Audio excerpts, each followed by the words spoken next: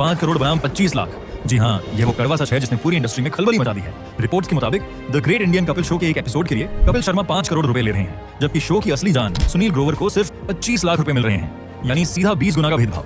ये तब हो रहा है जब खुद बॉलीवुड के मिस्टर परफेक्शनिस्ट आमिर खान ने सुनील की एक्टिंग देखकर कहा था कि मेरी सांस अटक गई, मुझे लगा मैं खुद को देख रहा हूँ। पिछली बार देख नहीं पाए थे आप पूरे शो को, फैन हुआ मैं फैन आप पिछली बार देखने आए थे, आपकी इंटरव्यू थी, इसीलिए तो देख नहीं पाए। अब सवाल ये है कि जिस टैलेंट को आमिर खान सलाम करते हैं उसकी कीमत इतनी कम क्यों लगाई गई।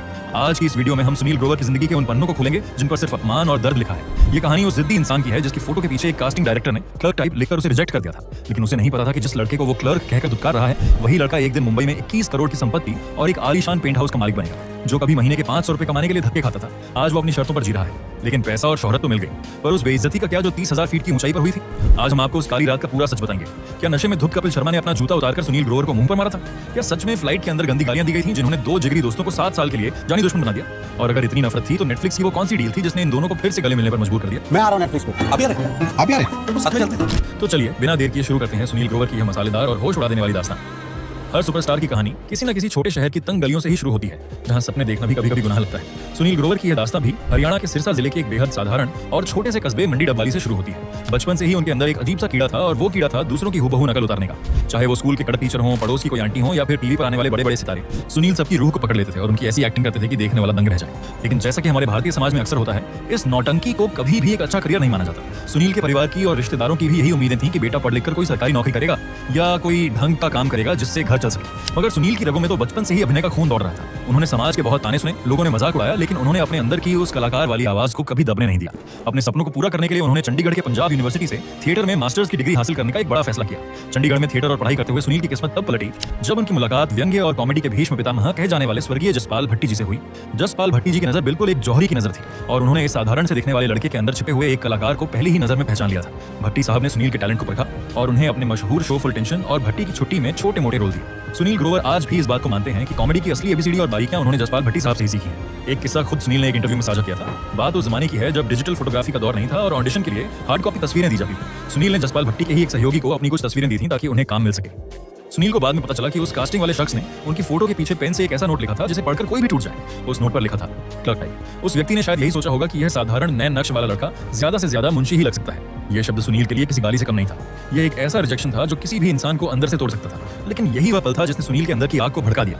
उन्होंने उस क्लर्क के टैग को अपने माथे का कलंक नहीं बनने दिया, बल्कि उसे अपनी जीत का तिलक बनाने की ठान ली। इसके बाद उन्हें लगा कि चंडीगढ़ में थिएटर कर लिया है, मशहूर जसपाल भट्टी के साथ काम कर लिया है, तो अब मुंबई तो बाहें फैलाकर सिर्फ उनका ही इंतजार कर रही होगी। और सुनील भी इसी गलतफहमी का शिकार हो गया। शुरुआत में सुनील ने एक बहुत बड़ी गलती कर दी। उन्होंने अपनी सेविंग्स और घर से मिले पैसों के दम पर मुंबई के एक बेहद पॉश इलाके में घर किराए पर ले लिया। दोस्तों के साथ रोज पार्टियां करना, महंगे शौक पालना और इसी भ्रम में जीना कि अपना टाइम आएगा। इस चक्कर में सुनील ने अपनी सारी जमा पूंजी पानी की तरह बहा दी। लेकिन मुंबई शहर की एक खासियत है, यह शहर आपको पहले आसमान पर चढ़ाता है और फिर जब छोड़ता है तो सीधा जमीन पर पटकता है। जल्द ही वो दिन भी आ गया जब सुनील की जेब पूरी तरह खाली हो गई। हालात इतने बदतर हो गए कि उन्हें उस पॉश इलाके के आलीशान घर को छोड़कर गोरेगांव के एक सस्ते और छोटे से 1 रूम किचन वाले अपार्टमेंट में शिफ्ट होना पड़ा। उस दौर में सुनील की आर्थिक स्थिति इतनी खराब थी कि आप कल्पना भी नहीं कर सकते। उनकी महीने की कमाई महज 500 रुपए हुआ करती थी। जी हाँ, सिर्फ 500 रुपए। आज के दौर में 500 रुपए में शायद आप एक वक्त का अच्छा पिज्जा भी न खा पाए या किसी मल्टीप्लेक्स की टिकट भी न खरीद सकें। लेकिन उस वक्त सुनील के लिए यही सर्वाइवल था। वे पूरी तरह से डिमोटिवेट हो चुके थे। एक इंटरव्यू में सुनील ने अपनी उस मनोदशा का जिक्र करते हुए कहा था कि उन्हें एहसास हुआ कि उनके जैसे बहुत से लोग हैं जो अपने शहरों में तो सुपरस्टार थे, लेकिन यहाँ मुंबई में उनकी हैसियत सिर्फ एक स्ट्रगलर की है। जब डिप्रेशन उन्हें चारों तरफ से घेरने लगा, तब उन्हें अपने पिता के वो शब्द याद आए जो उनकी जिंदगी की ढाल बन गए। उनके पिता को हमेशा अपनी जिंदगी में इस बात का मलाल था कि वे अपने जुनून या पैशन को पूरा नहीं कर पाए थे। वे बिल्कुल नहीं चाहते थे कि उनका बेटा भी बुढ़ापे में यही कहानी दोहराए और पछताए। बस पिता का वह अधूरा सपना और सुनील की अपनी जिद, इन्हीं 2 चीजों ने उन्हें उस मुश्किल वक्त में टूटने से बचा लिया। और कई दिनों की मेहनत के बाद उन्हें मौका मिला उस समय के सुपरस्टार अजय देवगन की 1998 की फिल्म प्यार तो होना ही था में। आपको याद है वो फनी नाई वाला सीन? जी हाँ, वो और कोई नहीं बल्कि हमारे सुनील ग्रोवर ही थे। यह फिल्मों में उनकी पहली उपस्थिति थी। फिर 1999 में जसपाल भट्टी की ही फिल्म माहौल ठीक है में नजर आई। 2002 में film the legend of Bhagat Singh में उन्होंने क्रांतिकारी जयदेव कपूर का रोल निभाया। इसके बाद 2004 में शाहरुख खान की मैं हूं ना में वो एक कॉलेज स्टूडेंट बने थे, और 2008 में आमिर खान की ब्लॉकबस्टर गजनी में वो संपत के किरदार में दिखे जो हीरोइन को एक्टिंग सिखाता है। इसी दौरान उन्होंने कई सारे टीवी शो जैसे गुटरगू और टला ललन हीरो बनने जैसे शोज में भी काम किया और रेडियो मिर्ची में आरजे सूद भी बने। लेकिन इतनी फिल्में और शो करने के बाद भी सुनील को वो स्टारडम नहीं मिला जिसके वो हकदार थे। वे भीड़ में खोकर रह गए। लेकिन वो बड़ा धमाका, वो असली स्टारडम अभी भी उनसे दूर था। और फिर आया वो दौर जिसने सब कुछ बदल दिया। क्लर्स चैनल पर एक शो शुरू हुआ जिसका नाम था comedy nights with Kapil. Kapil Sharma को अपने शो के लिए एक ऐसे साथी की सख्त जरूरत थी जो पागलपन की किसी भी हद तक जा सके। यहीं पर सुनील ग्रोवर ने एक बहुत बड़ा रिस्क लिया। वे एक लड़के होते हुए भी एक लड़की के भेष में स्टेज पर आए। उन्होंने सलवार कमीज पहनी, बालों में 2 टोटियां बनाई जिनमें लाल रिबन बंधे थे, और चेहरे पर एक अजीब सी मासूमियत लेकर दुनिया के सामने आए। उन्होंने अपना परिचय कुछ इस अंदाज में दिया, गुत्थी। गुत्थी का वो गाना आप आए हैं हमारे घर में, फूल खिले हैं गुलशन गुलशन, और उनका खुद को और अपनी साथी को इंट्रोड्यूस करने का वो अनोखा तरीका, मैं गुत्थी ये पलक और हम दोनों हैं गुत्थी पलक। ये सब कुछ ऑडियंस के लिए इतना नया और इतना अजीब था कि लोग पहली ही नजर में दीवाने हो गए। सुनील ग्रोवर ने बिना किसी भारी भरकम डायलॉग के सिर्फ अपने चेहरे के हाव भाव और बॉडी लैंग्वेज से लोगों को हंसाना शुरू कर दिया। लेकिन कहानी यही खत्म नहीं हुई। जब शो चैनल बदलकर सोनी टीवी पर द कपिल शर्मा शो के नाम से आया तो सुनील ने एक बिल्कुल नया अवतार लिया, मशहूर गुलाटी। सिर पर बिखरे हुए सफेद बाल और वो अजीब सी खिसियानी हंसी। गुलाटी का वो अजीबोगरीब क्लिनिक और उनकी नर्स बम्पर के साथ उनकी तीखी नोक झोंक ने कॉमेडी का स्तर और भी ऊंचा कर दिया। सुनील ने इस किरदार में इतनी जान डाल दी थी कि लोग भूल ही गए कि वे कोई एक्टिंग कर रहे हैं। उस दौर में कपिल शर्मा और सुनील ग्रोवर की जोड़ी बिल्कुल शोले के जयवीरू जैसी थी। शो की टीआरपी आसमान छू रही थी, चारों तरफ से पैसा बरस रहा था और ये दोनों कलाकार कॉमेडी की दुनिया के बेताज बादशाह बन चुके थे। लेकिन दोस्तों, जैसा कि अक्सर होता है, बहुत ज्यादा शोहरत का नशा और अहंकार की दीमक बड़े से बड़े साम्राज्य को अंदर से खोखला कर देती है। कुछ ऐसा ही होने वाला था इस हंसते खेलते कॉमेडी परिवार के साथ। पर्दे के पीछे एक तूफान तैयार हो रहा था जो इस जोड़ी को हमेशा के लिए तोड़ने वाला था। ये घटना मार्च 2017 की है, जब कपिल शर्मा शो की पूरी टीम ऑस्ट्रेलिया के मेलबर्न में एक शो करके वापस भारत लौट रही थी। शो की सफलता से सब बेहद खुश थे, लेकिन 30,000 फीट की ऊंचाई पर उड़ते हुए उस फ्लाइट की बिजनेस क्लास में कुछ और ही खतरनाक खिचड़ी पक रही थी। चश्मदीदों ने जो बताया वो चौंकाने वाला था। उनके मुताबिक कपिल शर्मा ने फ्लाइट में चढ़ने से पहले ही काफी शराब पी रखी थी और फ्लाइट में बैठने के बाद भी उन्होंने ग्लेनफिडिच व्हिस्की की पूरी बोतल खत्म कर दी थी। वे नशे में पूरी तरह धुत थे और शायद होश में भी नहीं थे। जब केबिन क्रू ने खाना सर्व करना शुरू किया तो कपिल की टीम के बाकी सदस्यों, जिनमें सुनील ग्रोवर, चंदन प्रभाकर और अली असगर शामिल थे, ने भूख लगने पर खाना शुरू कर दिया। वे काफी देर तक कपिल का इंतजार कर रहे थे, लेकिन कपिल अभी अपनी ड्रिंक खत्म नहीं कर पाए थे और नशे में डूबे हुए थे। माहौल तब बिगड़ा जब कपिल ने देखा कि उनकी टीम ने उनके बिना ही खाना शुरू कर दिया है, और बस फिर क्या था, उनका अहंकार और नशा एक साथ बोल पड़ा।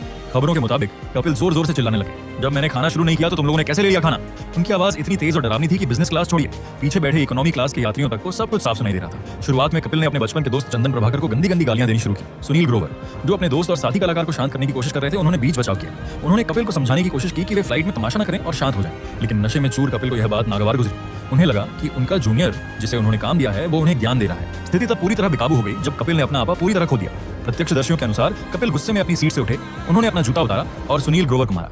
जी हाँ, आपने सही सुना, एक जूता। यह भारतीय मनोरंजन जगत के इतिहास का शायद सबसे शर्मनाक और दुखद पल था। इतना ही नहीं, उन्होंने सुनील का कॉलर पकड़ा और सबके सामने उन्हें कई थप्पड़ भी रसीद कर दिए। फ्लाइट के अंदर हवा में हाथापाई की नौबत आ गई थी। कपिल लगातार गालियां दे रहे थे और चिल्ला चिल्लाकर वो कड़वी बातें कह रहे थे जो किसी भी कलाकार की आत्मा को छलनी करने के लिए काफी थी। उन्होंने अपने अहंकार में कहा, तुम लोगों को मैंने बनाया है, सबका करियर खत्म कर दूंगा, तुम टीवी वाले क्या समझते हो, सबको शो से निकाल दूंगा मैं। कपिल का गुस्सा यहीं शांत नहीं हुआ। उन्होंने सुनील के पुराने जख्मों को कुरेदते हुए एक ऐसा ताना मारा जो सीधा दिल पर लगा। उन्होंने कहा, गया था ना तू तो, आया ना वापस मेरे ही पास। यह इशारा उस वक्त की ओर था जब सुनील पहले भी कॉमेडी नाइट्स छोड़कर गए थे और अपना शो मैड इन इंडिया शुरू किया था, जो बुरी तरह फ्लॉप हो गया था। कपिल का सरेआम ये कहना कि सुनील उनके बिना जीरो हैं और उनके पास लौटने के अलावा कोई चारा नहीं था, ये सुनील के आत्मसम्मान पर सबसे बड़ा प्रहार था। हैरान करने वाली बात यह थी कि सुनील ग्रोवर पूरी फ्लाइट में बिल्कुल चुप रहे। उन्होंने पलटकर कोई जवाब नहीं दिया और न ही कोई प्रतिक्रिया दी, शायद इसलिए कि वे उस तमाशे को और नहीं बढ़ाना चाहते थे, या शायद वे अपने दोस्त के इस रूप को देखकर अंदर से पूरी तरह टूट चुके थे। जैसे ही वो विवादित फ्लाइट मुंबई लैंड हुई, ये खबर जंगल की आग की तरह चारों तरफ फैल गई। शुरुआत में तो किसी को यकीन ही नहीं हुआ कि कॉमेडी के ये दो दिग्गज इस तरह लड़ सकते हैं, लेकिन जब मीडिया में जूता मारने वाली बात लीक हुई तो जनता का गुस्सा फूट पड़ा। कपिल शर्मा, जो अब तक लोगों के दिलों पर राज कर रहे थे, अचानक विलन बनते दिखाई देने लगे। अपनी इमेज को बचाने के लिए और मामले को रफा दफा करने के लिए कपिल ने फेसबुक का सहारा लिया। उन्होंने एक पोस्ट लिखकर इसे फैमिली मैटर बताने की पूरी कोशिश की। उन्होंने लिखा कि भाइयों में झगड़ा होता रहता है, हम साथ खाते हैं, साथ रहते हैं और यह कोई बड़ी बात नहीं है। कपिल शायद ये सोच रहे थे कि उनकी स्टार पावर के आगे यह सच दब जाएगा, लेकिन पब्लिक सब जान चुकी थी, जूता फेंकना और गालियां देना कोई पारिवारिक प्यार नहीं होता। ये बात हर कोई समझ रहा था। जब सोशल मीडिया पर दबाव बहुत ज्यादा बढ़ गया और फैंस कपिल को ट्रोल करने लगे, तो घटना के कुछ दिनों बाद कपिल शर्मा ने ट्विटर पर माफी मांगने की एक कोशिश की। उन्होंने ट्वीट करते हुए लिखा, पाजी सुनील ग्रोवर, सॉरी अगर मैंने तुम्हें अनजाने में हर्ट किया। तुम जानते हो मैं तुमसे कितना प्यार करता हूँ, मैं भी अपसेट हूँ, प्यार और सम्मान हमेशा। दोस्तों, यहाँ एक शब्द पर गौर कीजिएगा, कपिल ने लिखा था अनजाने में, अनइंटेंशनली। अब आप ही सोचिए, क्या किसी को अपना जूता उतारकर मारना और गालियां देना अनजाने में हो सकता है? ये माफी कम और औपचारिकता ज्यादा लग रही थी। सुनील ग्रोवर, जो फ्लाइट की घटना के बाद से बिल्कुल खामोश थे और अपने आत्मसम्मान की लड़ाई अपने अंदर ही लड़ रहे थे, ने इस बार अपनी टुप्पी तोड़ने का फैसला किया। 21 मार्च 2017 का वो दिन था जब सुनील ने ट्विटर पर एक ऐसा पत्र लिखा जो एक कलाकार के दर्द की मिसाल बन गया। उन्होंने कपिल को टैग करते हुए सीधा और करारा जवाब दिया। सुनील ने लिखा, भाई जी, हाँ आपने मुझे बहुत गहरा दुख पहुंचाया है। आपके साथ काम करना सीखने का एक अनुभव रहा। बस एक सलाह है, जानवरों के अलावा इंसानों की भी इज्जत करना शुरू करें। ये लाइन सीधी कपिल के उस व्यवहार पर तमाचा थी जो उन्होंने फ्लाइट में किया था। सुनील यही नहीं रुके, उन्होंने आगे लिखा, सब लोग आप जितने सफल नहीं हैं, सब आप जितने टैलेंटेड नहीं हैं, लेकिन अगर सब आप जितने टैलेंटेड हो जाएंगे तो आपकी कदर कौन करेगा?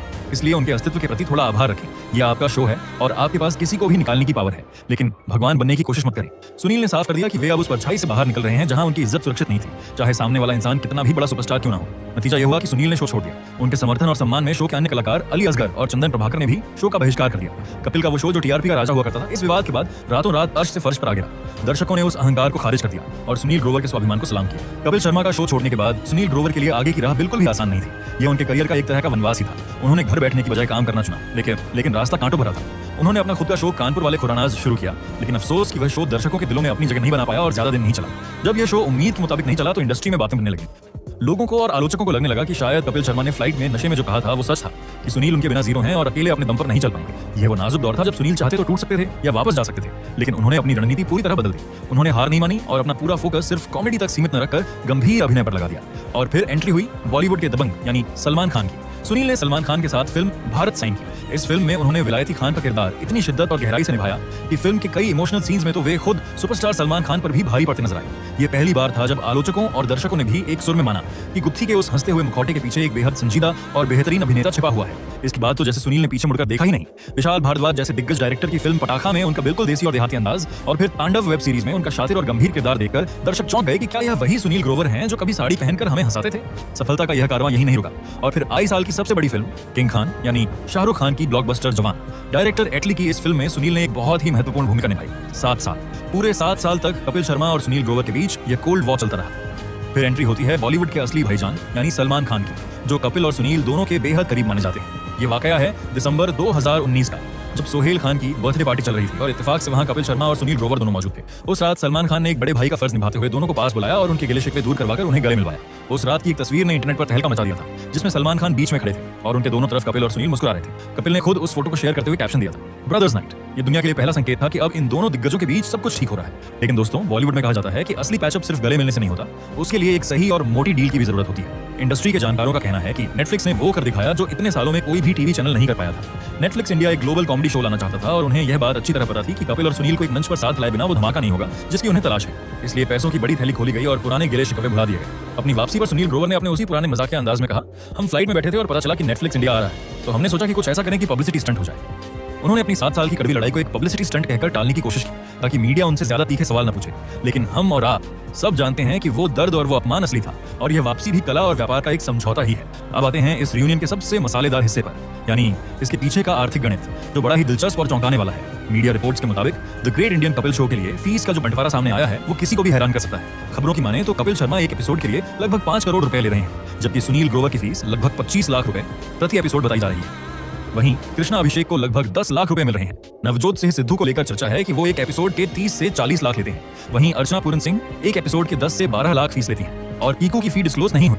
आंकड़ों में यह अंतर 5 करोड़ बनाम 25 लाख जमीन आसमान का लगता है और कई लोगों को यह सुनील के कद के हिसाब से अनुचित भी लग रहा है। लेकिन एक्सपर्ट्स का मानना है कि सुनील अब सिर्फ पैसों के लिए काम नहीं कर रहे हैं, वे शो की आत्मा हैं और उनकी वापसी ने शो को वो जान दी है जो पिछले कई सीजन से गायब थी। इसके अलावा सुनील की फिल्मों और वेब सीरीज से होने वाली कमाई और उनकी ब्रांड एंडोर्समेंट्स उन्हें इस फीस गैप की चिंता से बहुत ऊपर रखती है। उन्होंने साबित किया है कि चेक पर अमाउंट चाहे जो लिखा हो, ऑडियंस के दिलों पर अमाउंट उनका ही लिखा है। इसके अलावा the great Indian Kapil show के सीजन 4 में सुनील ग्रोवर ने जो किया उसने एक बार फिर साबित कर दिया कि जंगल में शेर चाहे कितना भी बूढ़ा क्यों ना हो जाए, वह शिकार करना कभी नहीं भूलता।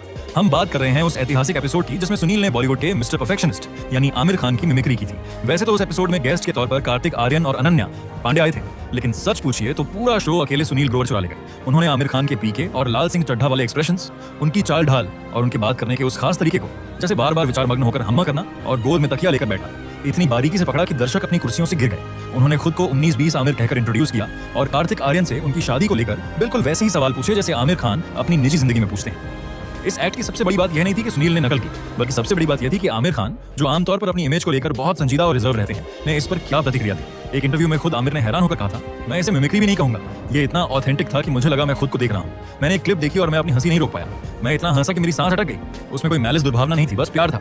सोचिए, जिस आमिर खान को खुश करना इतना मुश्किल माना जाता है, वो सुनील की एक्टिंग देखकर अपनी सांसें थामने पर मजबूर हो गए।